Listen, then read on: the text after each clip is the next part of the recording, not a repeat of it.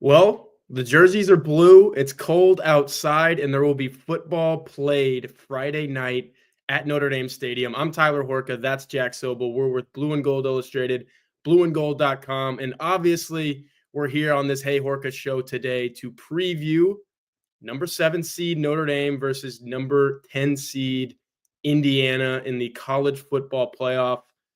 First game in the first round of this 12-team playoff. First time that we've had a 12-team playoff. A lot of firsts. I think it's going to be awesome.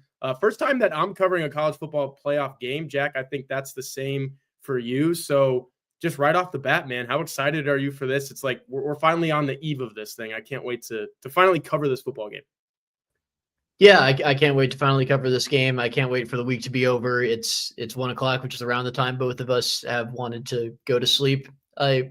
Every day this week, it's been a lot. It's also been, so to preface this show, you may hear some background noise. I'm going to mute myself every time I'm not talking. They're doing construction on my balcony, and it's been driving me absolutely insane this week because they're going to do it during the workday without accounting for, I don't know if you can hear like the drilling or what's going on or whatever, without accounting for people who work from home, like half the goddamn country right now. So that's going, and without I didn't get an email from my complex about any of this. So that's my rant to start the week, but to start the show. But it's a really exciting time here in South Bend. You're correct that I've never covered a college football playoff game. The highest level bowl game I've covered is the Gasparilla Bowl. Shout out Sam Hartman, the MVP of that game for Wake Forest.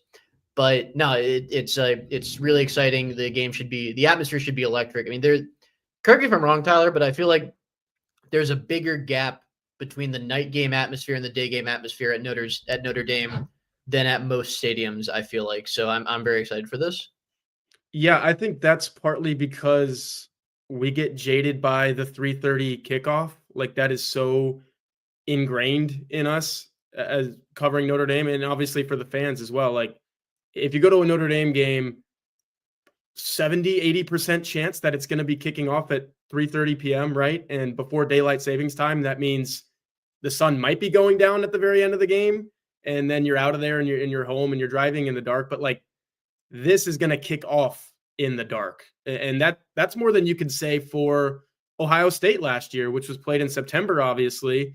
I think the sun was just going down when that game kicked off. But, Jack, this is going to be under the lights from the very start. I mean, here in South Bend, it gets dark at 4:30, 5 o'clock these days. So you're going to be tailgating in the dark a little bit if you're in South Bend. You might be tailgating in the snow. I prefaced the beginning of this show with that. I've been checking the weather. I'm sure you've been checking the weather. It might snow today. I think it's actually supposed to snow tonight, like an actual snow system. And then tomorrow, some lake effect snow. So we're getting our wish there. We're going to talk about if we get our wish in terms of what this football game might be throughout this show. So we definitely appreciate you guys if you're with us, because there's going to be so much Notre Dame, Indiana. Like we're going to dive into the nuts and bolts of this game. But anything else like off the hop that you're thinking of, just like about this game in terms of optics, logistics, anything been on your mind, man? No, I think Notre Dame has done a good job. I mean, we'll obviously see how the game turns out, but I feel like they've done a good job marketing this game and setting everything up logistically. I think it was important for Pete Bavakowicz to emphasize that it will look and feel like a Notre Dame home game, especially because think about the Indiana hype video came out and people started panicking. But no, I think from everything I've heard and seen, that's going to be the only thing that doesn't feel like a Notre Dame home game. So I'm just really excited to see what the atmosphere looks and feels like. Yeah, I think Pete Bavakowicz's press conference on Tuesday was important because 3 or 4 different times he drilled it into our heads. Hey, if you're going to this game, it's going to feel like a Notre Dame home game. I think the rally towels are going to be awesome. Indiana fans were up in arms about that. Indiana fans, very online bunch, by the way. I haven't been able to say this on YouTube. You've heard me say it on the Blue and Gold message board. That's a feisty group, man. I don't know if it's a chip on their shoulder type thing. It's not a little brother thing because, like, if you're Notre Dame and Indiana, you don't even have that brother connection. That's kind of cool, Jack, that this game hasn't been played since 1991, I believe it is. So we're getting this for the first time in over 30 years. We're getting a Notre Dame home game broadcasted by somebody other than NBC, for the first time in 30 years. So if you're not at this stadium on Friday night, I think that's going to be kind of cool even for us to go back and watch, Jack. Like, what does it look like when ESPN broadcasts from South Bend? That's interesting. Speaking of broadcasting from South Bend, college game day tomorrow.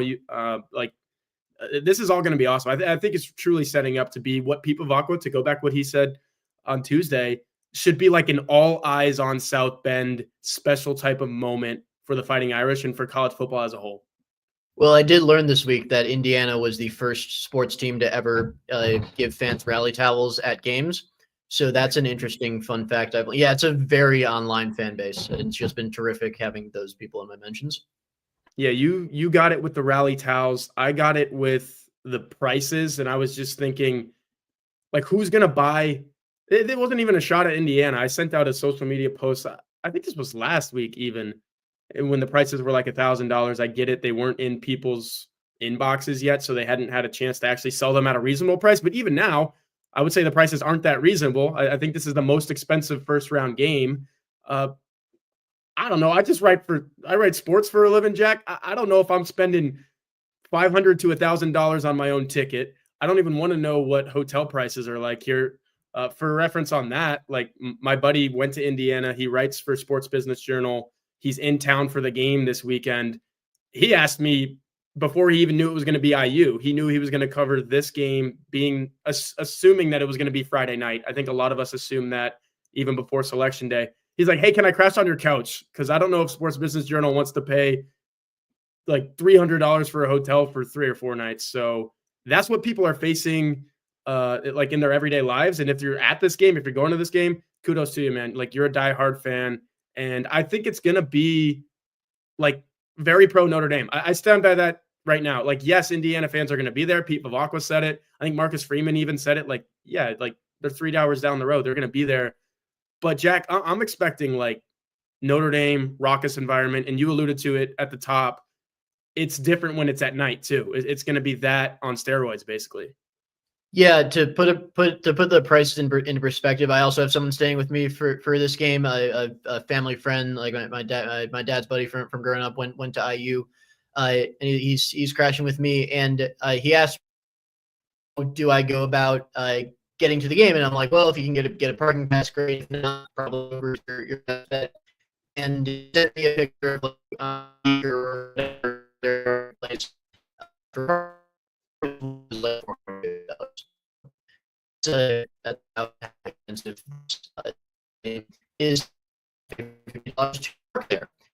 So it's unprecedented. Well, I think Jack was talking about ticket prices and whatnot. Wi-Fi's cutting out. I'm going to go ahead and use this time to pay some bills here. And if you watch Hey Horka, it's usually Augie's Locker Room. But today, it's PrizePicks. So our friends at PrizePicks are sponsoring this week's Hey Horka show. And I have to admit, testing my skills on PrizePicks all year is the most exciting way to play daily fantasy. Quick withdrawals, easy gameplay, and an enormous selection of players and stat types are what make PrizePicks the #1 daily fantasy sports app. If you have the skills, you can turn $10 into $1,000 with just a few taps.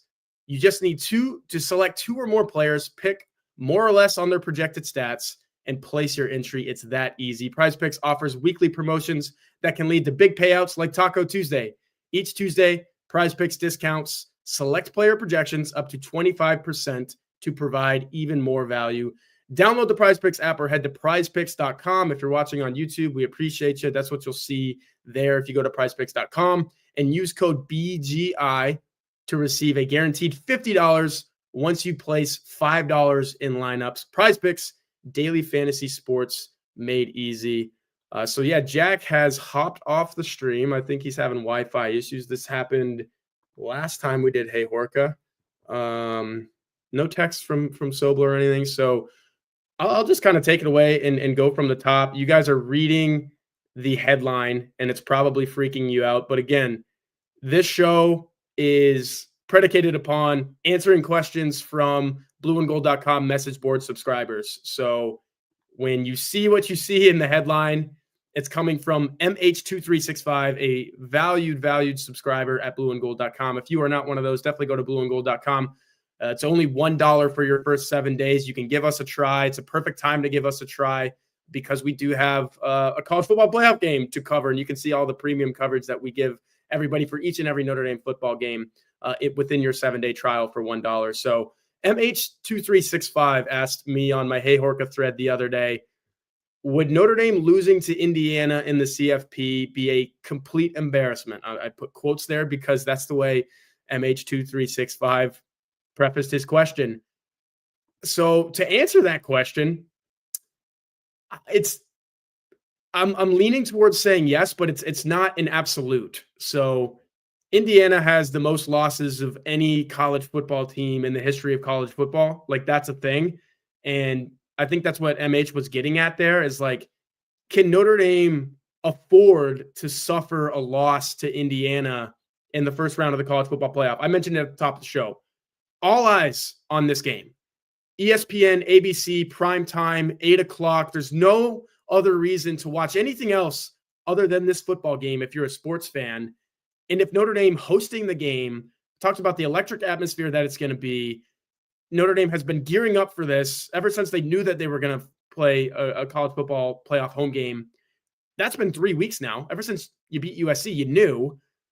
It would be a really bad look, honestly, for Notre Dame to lose this game. You're favored by 7.5 points.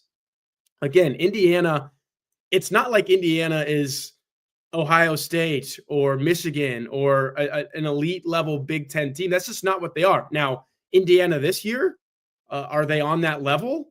Yeah, you beat Michigan. I get it. You lost to Ohio State, but you have a better record than Ohio State. So, like, you're in that class. So when you narrow it down to 2024, no, this isn't like losing to Northern Illinois if you're Notre Dame. This isn't like losing to Marshall or Stanford, a 3-9 Cardinal team a couple years ago. It's not that. But with the optics and with Notre Dame, basically selling itself, making a case all year long that you're one of the 5 best teams in college football. I think you ended up number 5 in those last college football playoff rankings, number 7 seed because you get jumped by 2 conference champions. Like, if you are actually that, you should win this game. There should be no scenario in which Indiana, well-coached team, Kurt Cignetti, obviously in his first year, has this Indiana team doing things the Hoosiers have never done in their history. But they're still the Hoosiers. You are still the Fighting Irish. You should win this game. Like, this is a game where you wake up on Saturday morning. You can't be in that same place if you're Marcus Freeman, where he's admitted after Marshall, Stanford, Northern Illinois, where you're just sitting there saying, like, how did we lose that game? I don't think that's a place that you can afford to be if you're Notre Dame, if you're Marcus Freeman. So there was a lot of backlash in the Hey Horka thread when MH2365 said this because of what I was getting at. Indiana is not as bad as Northern Illinois. Indiana is a top 10 team in college football. I wholeheartedly believe that. MH went a different direction, saying like they don't belong, that they're probably the worst team in this CFP. I put it out, when the selection came down, 10 days ago now or more, that Indiana's only beaten one team with a winning record, and that's Michigan, and they're 7-5. Like the rest of Indiana's record, I think, is the teams that Indiana has beat 51 and 81, like bad teams. But I think Indiana is still a good team. Like, I wouldn't go as far as MH to say that. I know Jack is back. He probably missed everything I was saying. Quick synopsis, Jack. I think it would be a little bit embarrassing, quite honestly, if Notre Dame lost this, given that you're Notre Dame, they're Indiana. I get it. It's different. This is an 11-1 Indiana. This is like a good football team, maybe even a better football team than Ohio State, even though they lost that game. Better record, like second best team in the Big Ten, potentially third probably behind Penn State, like in that top tier of Big Ten teams. I believe that Indiana is that. But I think Notre Dame is a top 5 team in college football this year. You're at home. You're a 7.5 point favorite. Everybody in the country is watching this football game. Like, there's nothing else to watch on Friday night. If you lost this game, optically, it would be embarrassing. Like, waking up on Saturday morning, I think Marcus Freeman would be in another place of, how did we lose that football game? And that reminds you of Marshall, Stanford, Northern Illinois. It just does. It's like it'd be in that same group of losses. I really do believe that. Yeah, couldn't disagree with you more on the last point. I think that's quite frankly disrespectful to Indiana and what they've accomplished this season. I get what the national perception is going to say. Like I get it. I get the national perception is it's going to be it's an embarrassment, but like I can't stand all like the analysis based on the logo on the helmet or in Notre Dame's case the lack thereof. Like, yes, one team is Notre Dame, one team is Indiana, one team historically is much better than the other, but like that's not the case this year. Notre Dame and Indiana's resumes are quite frankly somewhat similar. Like Notre Dame is the 60th best schedule in the country this year. Indiana's 67th. Notre Dame, I think, is 4th in strength of record. Indiana's 8th. Like they're similarly resume teams. Like obviously Notre Dame has more talent. I think embarrassment is the wrong word for how I would feel if I were a Notre Dame fan and they lost this game. More of a gut punch based on the opportunity missed, because I think Notre Dame has a chance to make a real run in the playoff, and not doing that with the talent that they have would be a major missed opportunity. But as far as an embarrassment on par with NIU and Marshall, like that is, and frankly Stanford, who that like imagine if Notre Dame lost to Florida State this year, that's what the Stanford loss was. Like that I think is disrespectful to Indiana. Look, for me, it's about Notre Dame. That's the thing. This isn't about Indiana. And if that's disrespect to Indiana, then I'm not suiting up in the game. Like Marcus Freeman's not disrespecting Indiana, Riley Leonard, any of those people. But what I'm going to write about in the wee hours of Saturday morning, if Notre Dame loses this game, is going to be, this was a game that Notre Dame couldn't lose. They're not supposed to lose. The odds makers say it. The bettors say it. The line has stayed above 7 points the entire time. It's not like huge money's coming in on Indiana. Like everyone thinks that Notre Dame's going to win this game. I'm looking at Ari Wasserman of On3's, bracket projection. He's got Notre Dame going to the national championship game. I've seen so many other people have Notre Dame going to the national championship game. If you lose the game that you've been building up toward the entire season, like as soon as we knew that Notre Dame wasn't the team that lost to NIU, and hand up, I thought that team could show itself again. It didn't. Like Notre Dame is way better than that. You were right, Jack. I remember talking to you at Notre Dame Stadium that night. I was like, this team is going to show up again and they're going to be out of the playoff because of it. Not the case. As soon as when we knew that, I don't know, mid-October maybe, like I don't know if I was still sold after Louisville, but I took a deep breath. I was like, okay, yeah, they got through that. They're at their bye week. I mean, beating Georgia Tech the way they did, that's a team that Georgia struggled with, obviously. Georgia Tech's pretty sound football team. Beating the crap out of Navy. I think it was that. It was the last weekend of October where Navy hadn't lost to anybody. When I was really sold. It hadn't lost to anybody, and Notre Dame just like waxed them. I get it. Navy gave away the ball and all this, but when that happened, I was like, yeah, Notre Dame's going to do the same thing to Army, and they did. And everything in between, like Florida State, pumped them, Stanford, all of that. So it's been building toward this. And then if you lose, quite frankly, it's a little bit embarrassing to me. Like all eyes are going to be on it. And I get it. Indiana's going to get its shine, Jack. Everyone's going to be like, Kirk Cinetti, Curtis Rourke, this is awesome. Look at these guys. They're in the quarterfinals. But most of it is going to be like, how the heck is Notre Dame already out? It just is. That's what people are going to be talking about. Yeah, you're right. That's what the national perception is. You're right. That's what the national perception is. I just think the national perception is stupid. Like Indiana deserves to be here. Indiana beat a Michigan team that I think is like beat Ohio State later. It's better than we thought it was at the time. Hey, you didn't give Texas any credit for beating Michigan, man. You've been railing on Texas all year. That's Texas beat Michigan by 20. That's mostly trolling in Ann Arbor. That has mostly been trolling you. All right. They killed a Nebraska team that gave Ohio State some trouble. Like there are points on the resume that show you that this team is legit and legit belongs in the college football playoff.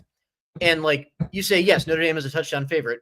They were 28-point favorites against NIU. They were 4 touchdown favorites. So I think putting this in the same conversation is not giving Indiana the credit they deserve. I will say, like you mentioned, what Ari Wasserman wrote, and everyone picking Notre Dame to go to the national championship. Probably like half the projections I've seen have that. Like that's where this would feel more like a gut punch than an embarrassment, because you lost to a good. If you lose to a good team, but you lose the opportunity to make a real run with the most talented team that you have since God knows when. Because this is I think the most talented team Notre Dame's had, certainly since I started covering them, which was last year, and in my opinion, since I've started really closely paying attention to college football. So here's my thing, though. If you lose this with the senior quarterback, with one of the best defenses in the country, who knows what your coaching staff looks like next year? You might lose Benjamin Morrison. You are losing Xavier Watts. My thing is, if you lose this, if not now, then when? Like, if this is the most talented team, is it going to get better next year? I'm not sure. We don't even know who the starting quarterback's going to be next year. You do know that you have a senior who started 33 games and is playing the best football of his life, probably. Like, if you don't win this game, boy, like, how do you go into next season saying, yeah, next year we're going to win all 4 of our college football playoff games and win the national championship?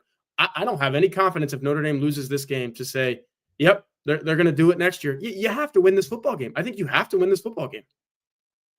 I am sure that's what you'll write, but I think it's at the end of the day, when you take a step back and you take off the overreaction goggles, like, it would be a gut punch for this team. You would feel horrible for the players, for the coaching staff, but like, at the end of the day, it's one game against a really good team. And in my opinion, with the 12-team playoff, Notre Dame's goal should be to host and win a playoff game, and then after that, you're just trying to go as far as you can every year. Because I think with NIL and the transfer portal, the era of the super team like Notre Dame ran into against Clemson and Alabama in its last 2 playoff attempts is all but gone, in my opinion. We've seen Georgia look very mortal this year. Like, Oregon is the only undefeated team. They're the most complete team, but they haven't looked invincible by any stretch.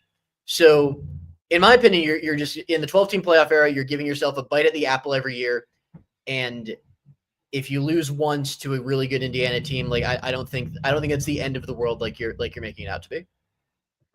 Let's get into what we think is actually going to happen here and break down some of these matchups, because everything that I just said, that's like sky is falling. That's going to be my reaction. When we talk about what we're about to talk about next, I think by the end of this, everyone who's watching and listening will be like, oh, we don't even have to entertain the idea of them losing this game, because I think Notre Dame's going to win this game. I think you think Notre Dame's going to win this game. Let's talk about how it gets there, though. This is going to be a big thing in this game, Jack. And I'm looking at the questions that we have pulled for this show, and it's going to circle back to this phase a couple times. So what is Notre Dame going to do to combat Indiana stacking the box? Indiana, number 2 in the nation in terms of rushing yards allowed per carry, number 1 in the nation in terms of rushing yards allowed per game. I get it. You could say, who have they played? I think even Charlotte ran for like $138, 138 yards on these guys. So like, it can be done, but this is what Indiana thinks it can do to like throw Notre Dame off its game, is stop the run. And they're probably going to do that by putting an extra hat in the box and saying, hey, Riley Leonard, throw the ball in 26 degrees. So Jack, the question to you is, how the heck does Notre Dame circumnavigate that? How do you get around that and still be effective offensively if Indiana is going to be in there like they are? This is a common misconception about Notre Dame's season and has been for a long time, because like, it's not actually the way teams have been defending Notre Dame. Like, when you watch the game from our vantage point in the press box, like, you see many more 2 high safety looks than you would expect to see, because with Notre Dame's 2-headed or 3-headed monster rushing attack, like, I say 2-headed because 2 of the heads are on the field at the same time at all times in Love, Price, and Leonard. Like, you need to defend 53 yards against this team because you don't know where it's coming from. So, and when they do get single high looks, they've been very successful. Like, you remember the slot fade to Greathouse against Florida State, the touchdown to Evans against Florida State, the touchdown to Raridan against USC, the touchdown to Evans against USC. All of those have been Leonard and Notre Dame's weapons. taking advantage of stack box looks. Like, they've answered this question many times. It's just that no one seems to can get NIU out of their heads, and the idea of Notre Dame can't win by throwing the ball. Notre Dame can and has won by making those throws. It's just that it doesn't often need to because teams don't actually defend it that way. Yeah, my answer to this is like, you obviously make a good point. It's probably not going to happen to the extent that people think that it is, because it was happening more probably last year with Sam Hartman, where the passing game wasn't as good as you thought it was going to be with Sam Hartman. People realized that. And then the running game, even with Audric Estime, it was pretty one-dimensional running. It was like, hand the ball to him and he's going to run into a box, because that's the way that you stop a bell cow running back. He's running right into it. And he still got his yards, obviously, but it was volume. This is, like you mentioned, Jack, is Riley Leonard going to keep it? Is Jeremiah Love going to run to the outside? Is he going to run inside zone? Is Jadarian Price going to come on the field? How is he going to hit us? Like, that's a headache. That's something you can't commit to fully in the box, because if you do, like you said, Riley Leonard can make that throw, has made that throw. I said it earlier in this show, probably playing the best football of his career. He told us on Sunday he feels like he's throwing the football as well as he had in his entire career. And if that is the case, you cannot stack a box against that guy, because he'll beat you. Look, Riley Leonard's not going to throw for 300 yards in this game. If he does, look, I owe you guys something. Like, I just don't see that happening. But is Riley Leonard going to throw for an efficient 175 to 200? Absolutely. Like, I can see that happening. And if Notre Dame does what it does on the ground, goes for 200, I mean, they're averaging 220.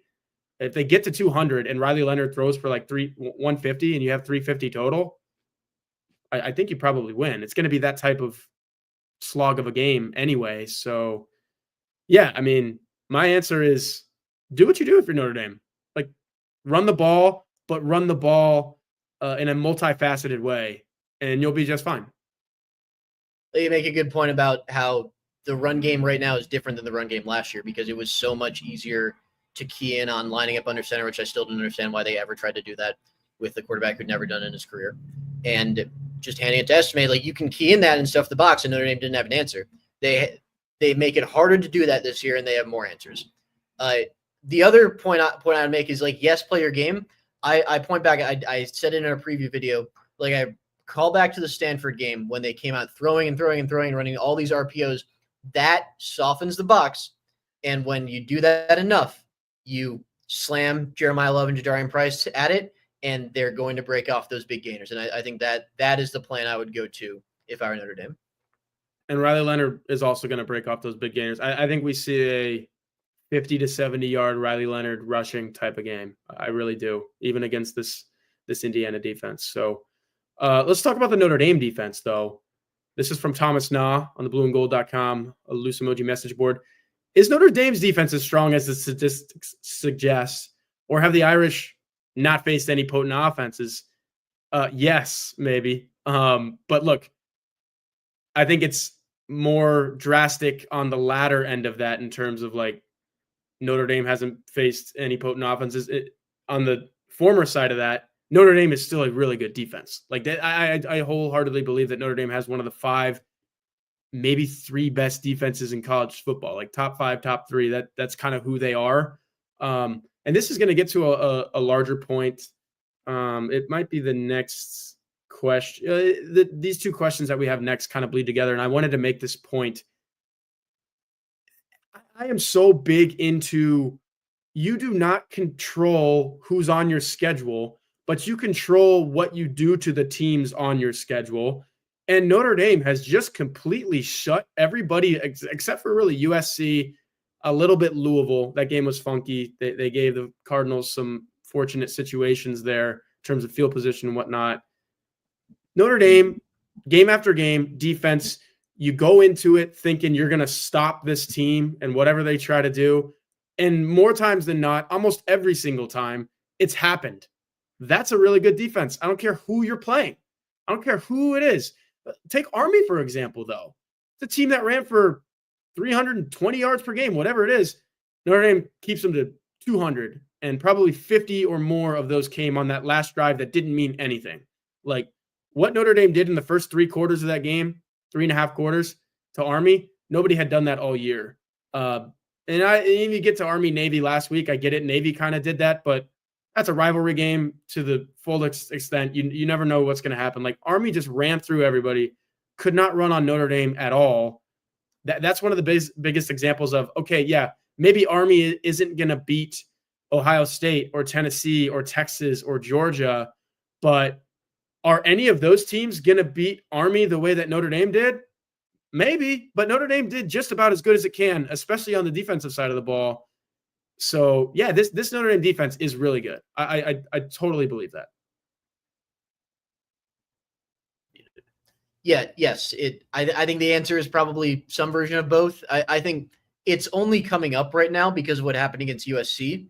I thought Notre Dame's explanation for what happened in that game was interesting. Like what Al Golden is going with is basically the transition from Army to USC was really hard for them because even for especially for the secondary, you go from hit everything that moves, run downhill, and kill everyone against Army, which was in essence what the strategy was, to against USC, like they throw the ball 50 times a game. And that transition was very abrupt. And Golden said he didn't do a great job of facilitating it. So that's kind of what they're going with. I don't know the extent to which I buy that. I think I buy it a little bit. I don't buy. I actually buy it quite a bit. Like, yeah, you go for a team that runs it 50 to 60 times to a team that throws it 50 times. That's pretty drastic. Yeah. No, I think it offers an explanation for some of it. I don't know if it offers an explanation for 100% of what happened to Christian Gray in the first 56 minutes of that game. And I say that knowing that like Christian Gray is a tremendous football player who just happened to have the worst 56-minute day of his career. So I think they bounce back against Indiana. I think the 2 weeks to prepare and kind of get their minds reset is good for them. So I think I lean more towards option A with this question, but I think you got to kind of have it in the back of your mind, like option B is still possible. I will also add that you say like you have to judge teams based on what they do to their schedule. Like kind of that also applies to Indiana as well. Bingo. And that's why I wanted to say it, because we're going to get into another question. I'm going to do another ad read before that though. But yeah, just to that point on Indiana, like I guess we mentioned at the top of all this, Jack, like we've had Indiana fans in our mentions. I only cited the one time for me. There's been 2 actually. Selection Sunday, I put out a tweet.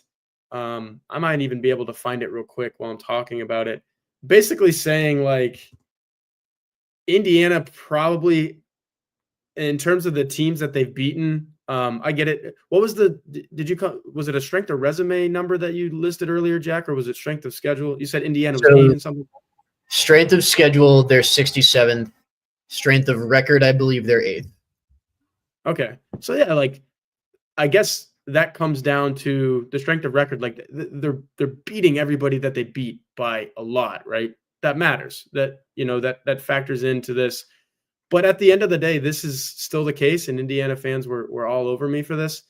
You probably can't read that fine print, but I think I even spouted this stat earlier. The combined record of the 11 teams Indiana beat this season is 51-81. The only team with a winning record the Hoosiers took down was Michigan, 7-5. So I said Notre Dame is not getting a very battle-tested Indiana team, which is true to an extent. Like outside of Ohio State, because I wouldn't even put the Michigan game in this class, they haven't felt the pressure of this game like this magnitude.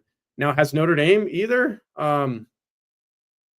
Not really. I mean, no, I think A&M and USC are battle tests for Notre Dame. Both I think USC is to Notre Dame's season what Michigan is to Indiana's. That's pretty equivalent to me. It's a good comp. I will say that, like, I think the Ohio State game gives me more confidence that Indiana is legit than it does for a lot of people, because I think they got a case of, because again, it is a bunch of group of 5 transfers who are playing the biggest game they'd ever played in their lives. I think they got a case of the lights were too bright to some extent. I think because they made 2 special teams mistakes, very uncharacteristic for a well-coached team like they are. And Ohio State made one adjustment, which was to just blitz the ever-living crap out of Curtis Rourke on passing downs and do it in a way that was smartly designed enough to confuse him. And they just couldn't adjust. I think with 3 weeks to prepare and having that experience under their belt, they're going to be a lot more competitive against a team of Notre Dame's caliber than they were at that time. So everyone always talks about like needing to lose to learn how to win type, and maybe that's what that was for Indiana. But on the flip side of that, maybe I'm just a pessimist. I don't know. It's like, do you really learn how to win when you lose by 23 in that environment? Or is it more likely that you might lose in that environment by 23 again to a Notre Dame team that's probably better than Ohio State? Or like, are things equaled now that it's a playoff and like you said, Jack, they do have that experience? Like, what's more likely to you in Indiana? I think I know the answer. You're going to easily say the answer, but like, could you see Notre Dame doing to Indiana what Ohio State did, eventually just saying we are way better than you and winning by 3 touchdowns? Or do you feel that like Indiana is actually really going to keep this close and maybe even have a chance to win? Like, what's more likely, Indiana outright winning this game or Notre Dame winning by 23 like Ohio State did?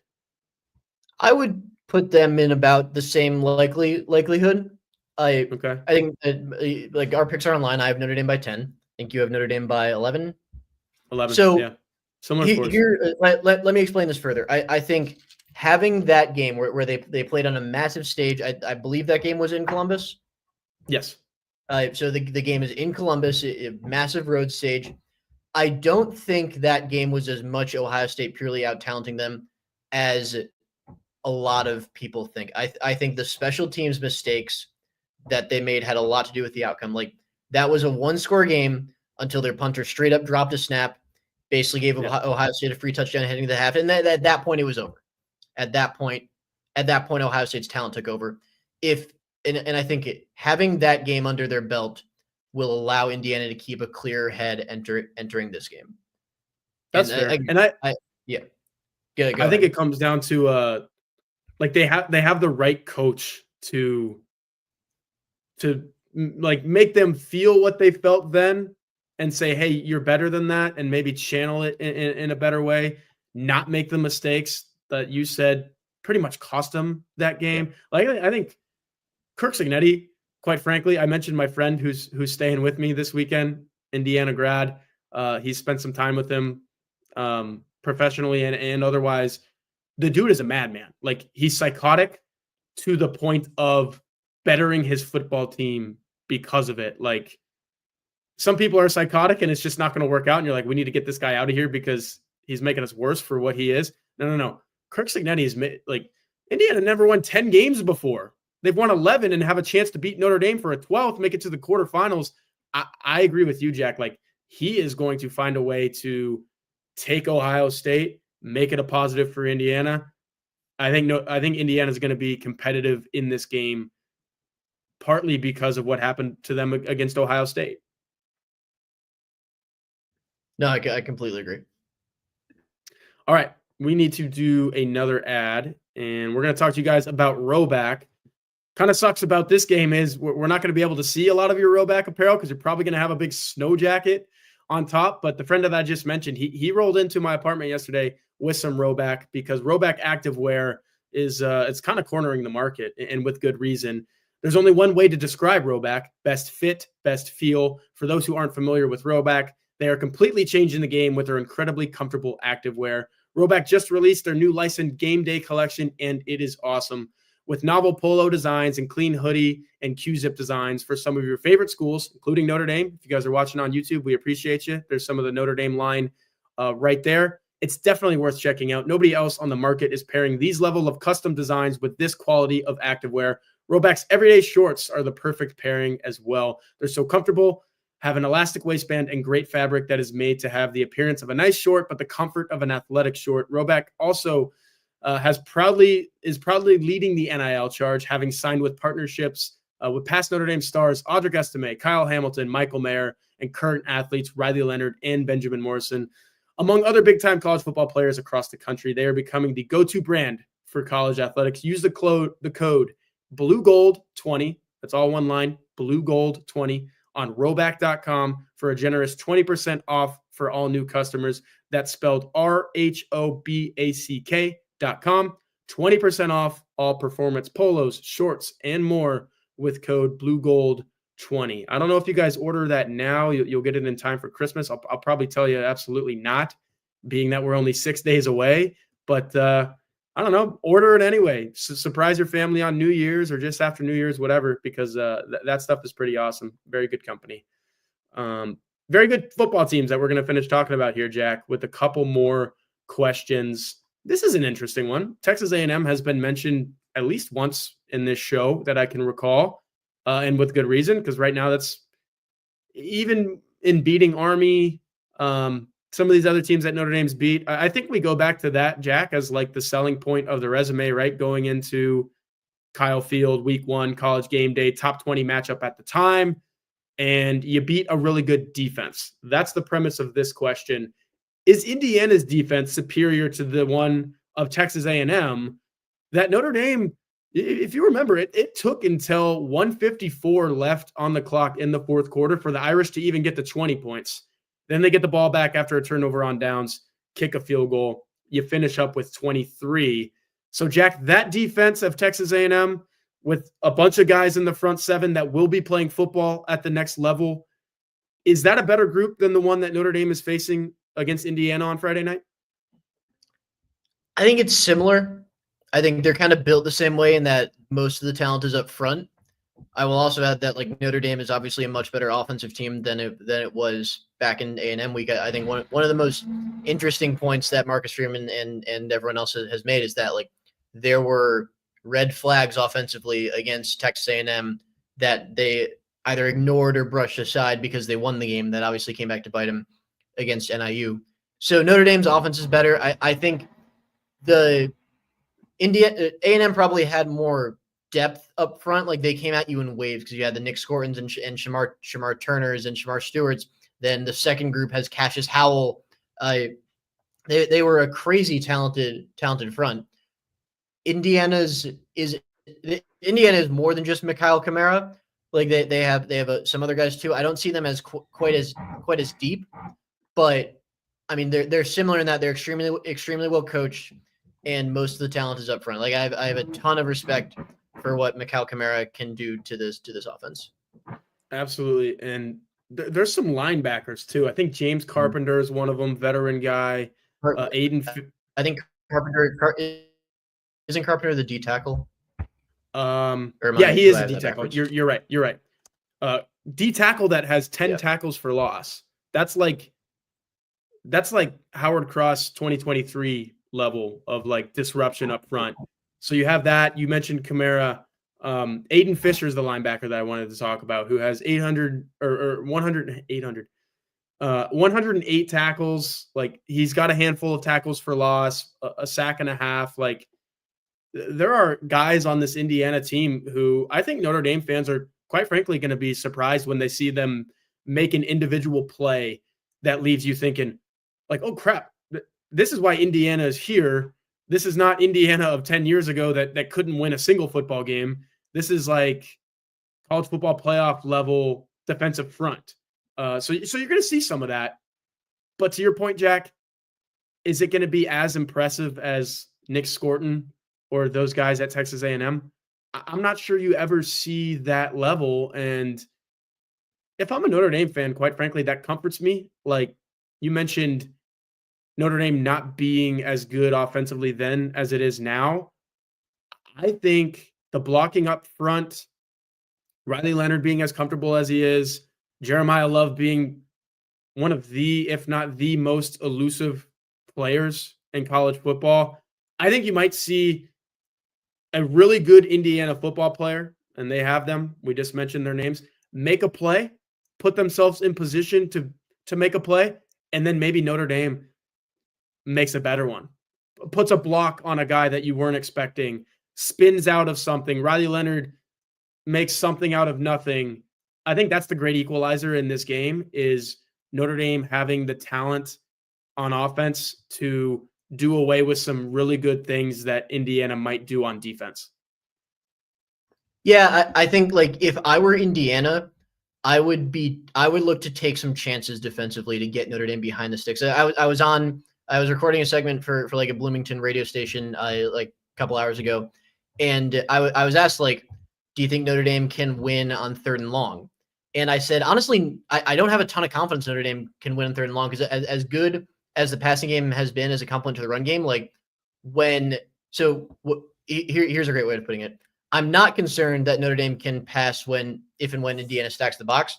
I am concerned if it can pass when it doesn't have to, in that like it doesn't have to worry about the run game, which is why like Notre Dame staying out of 3rd and long situations is so huge because like if they continue to stay in like 2nd and 3 to 2nd and 6, I feel really confident about this team's ability to both run and pass the ball in Indiana.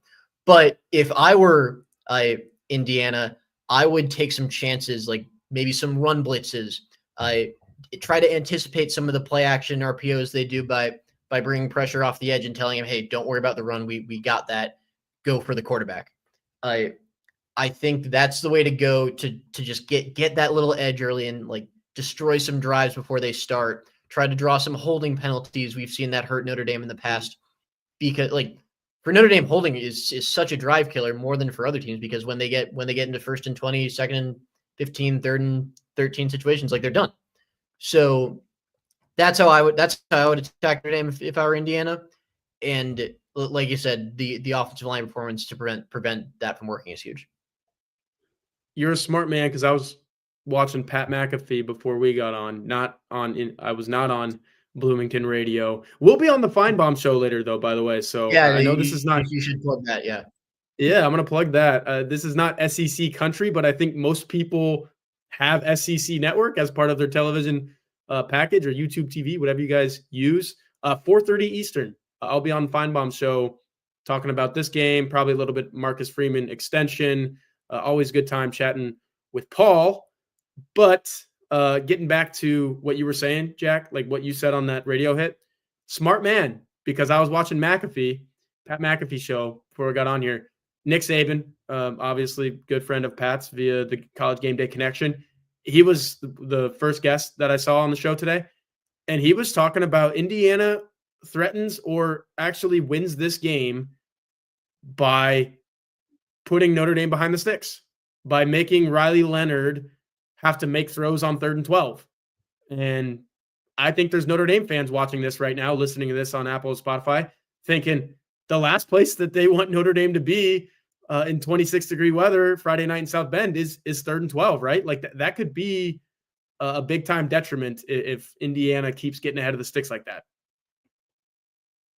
If I were Notre Dame, by the way, quick side note, I hope we're talking about Indiana enough for Greg Doyle's liking. But if I were Notre Dame, I would try to run on 3rd and like maybe 3rd and 7 to 10 at least once or twice. Because I think it might actually work and pick up a first down. Because it's worked before. Like no one is talking about Aeneas Williams in the game plan if you're Indiana.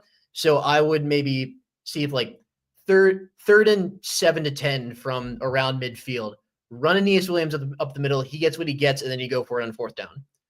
That is. So what were we gonna say?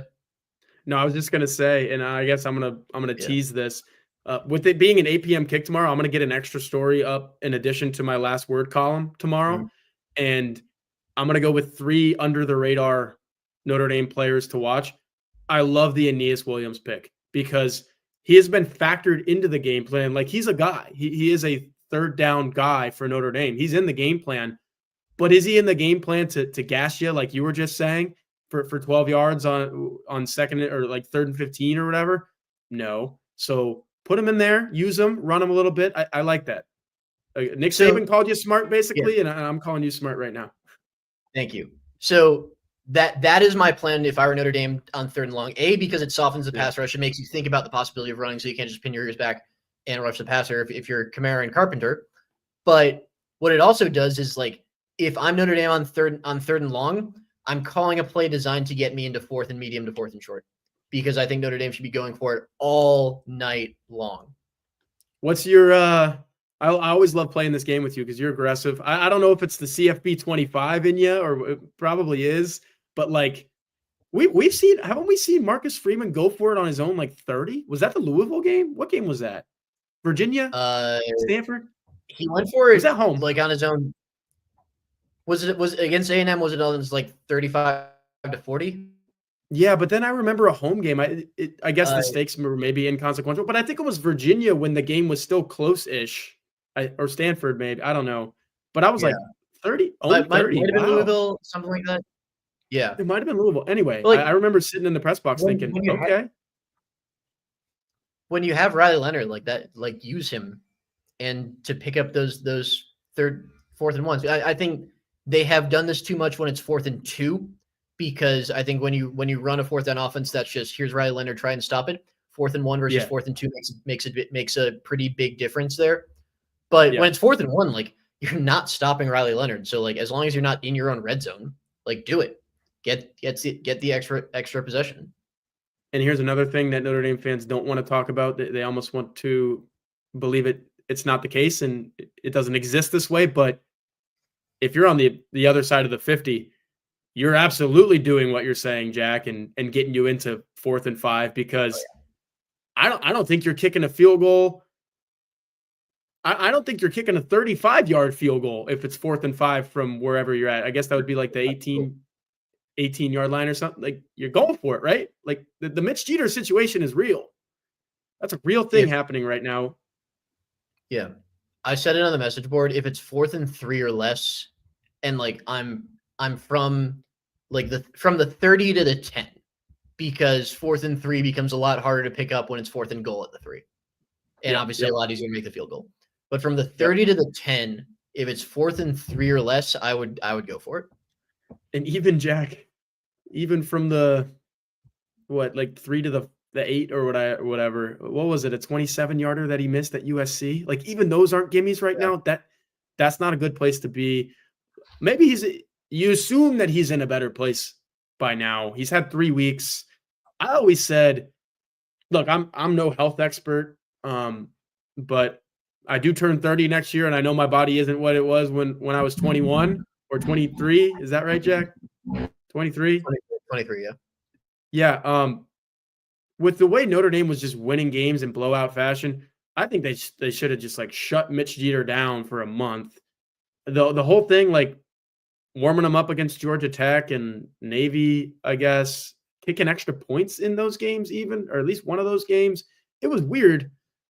You hope he's in a good spot, because I do believe that Indiana is good enough to maybe make it come down to a field goal. And like college football playoff games, do or die games, they're funky. They can come down to that. They have come down to that.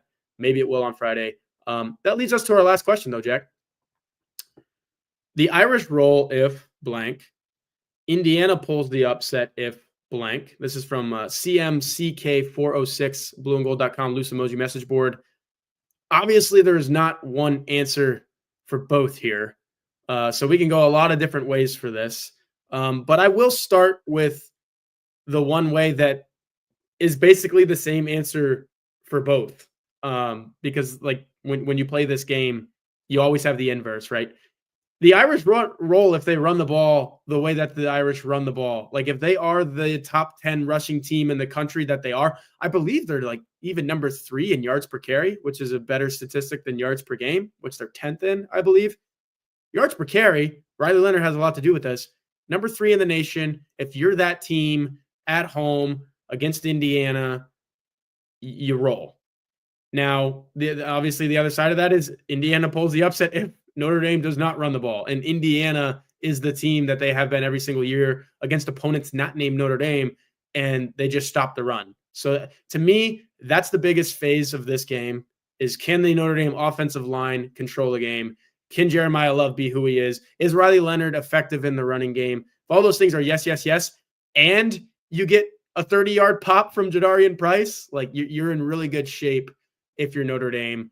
I do have one other thing that I want to talk about as well that's a big key in all of this. but I'm going to let you say your answers first. I'm going to go with the turnover battle. I think Okay. I think Notre Dame can overcome losing the turnover battle by 1. I don't think Indiana can overcome losing the turnover battle by 1 because that is a big reason they've been so good and so dominant this year is because they always win the turnover battle. The exception, again, was Ohio State when they made some mistakes that were very, very uncharacteristic. But if Notre Dame wins the turnover battle, and certainly if they win it by 2+, I think they have a great chance. And on the other side, Indiana pulls the upset. I want to go back to what I was saying with forcing Notre Dame into third and long situations. Like if Indiana gets 3+ sacks and or draws a couple holding penalties, I think that puts them in a really good position to pull off the upset because this Notre Dame offense is not built to overcome that. I do think real quick. I was about to say like when I said Notre Dame's not built to overcome that, I was thinking like, am I saying not built to play from behind? But what I've really liked about this team is that they're not abandoning the run when they get behind.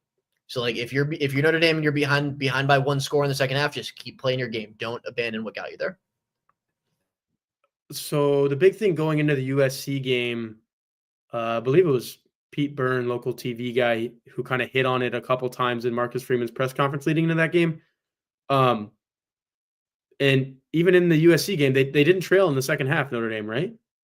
What was the score at halftime? I believe you're correct. Notre Dame was up by – oh, no, was it tied at 14 at half? Was it tied at half? But I don't think they trailed. They never went behind. Yes, it was tied at 14 at half. I don't think Notre Dame ever trailed. So the last time that Notre Dame trailed in the second half was NIU? Is that right? But they were never behind against Louisville, were they? No, I don't think so.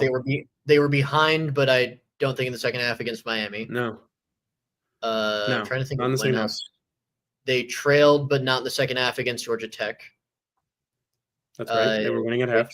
They trailed against Stanford, if you can believe it, but definitely not in the second half.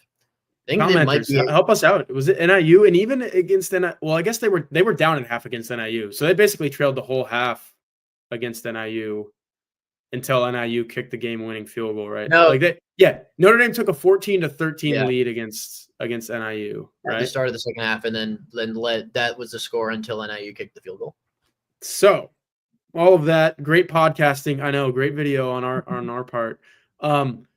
Is Notre Dame built to play from behind? We don't know. That's crazy. Yeah. Like we actually don't know. That's an interesting point. And I would be fascinated to see if Indiana has a 14-10 lead at halftime, how Notre Dame approaches that coming out. Because I think that could be huge. Like, do you take the lead back and never give it away? Or are you playing catch up the entire game? That's an interesting point in all of this. You mentioned the turnovers too. I just want to point out to the listeners, the watchers, 2 of the best teams at, I guess, taking care of the football. I'm not sure about that. I don't have that highlighter right now, but making sure that they win the turnover margin. Notre Dame's number 3 in the country in turnover margin, tied with Clemson, another college football playoff team, at plus 16. Indiana, number 5 in the country, right behind those 2 teams, plus 15. So you're talking about 2 of the teams that take it away the most and don't give it up as well as anyone in the country. I love that you went that route with this question. And you also said something about Notre Dame making sure it's not behind the sticks. That has a large part to do with protecting Riley Leonard. I'm going to go the opposite of that. I think the Irish roll if they pressure the crap out of Curtis Rourke. Because you said it in the Ohio State game. I think we've all seen it. Even in the Michigan game, they only won that game by 5 points because Michigan was like, hey, man, our team, it's kind of weird to say, but this Indiana team might be better than us, but we can equalize that and neutralize it if we just get after their quarterback. And that's Michigan's problem, right? They don't have a quarterback. They basically went into that game and they said, you're not going to have a quarterback either because we're going to get after him. And for large parts of that game, the Indiana offense was stuck in mud. I think Notre Dame, with Al Golden calling the shots, Howard Cross back, Riley Mills playing really well right now. It sucks that you don't have Kingston Viliamu-Asa because I think he could play into this if he was healthy.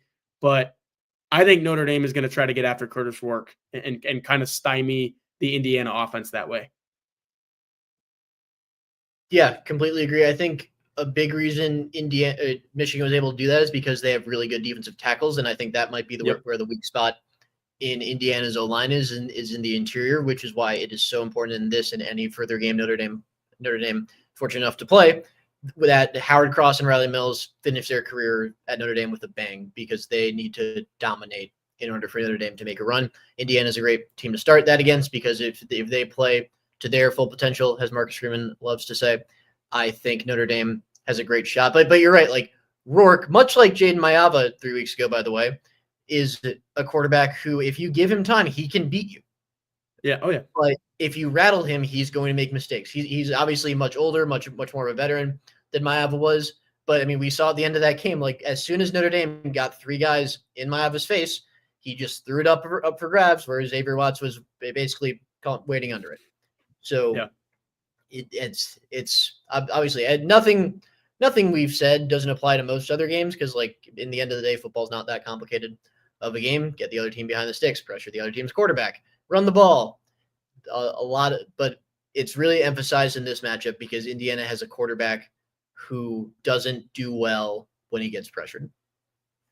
And I think we'll end the show kind of going back to what we started the show with, is like, this is going to be an awesome atmosphere. Place is going to be going crazy. And you and I, as football fans alike, Jack, I think one of the coolest, like, underrated things, if you're in the stadium rooting for a team as a football fan, getting after the quarterback is like such an uplifter for the entire stadium.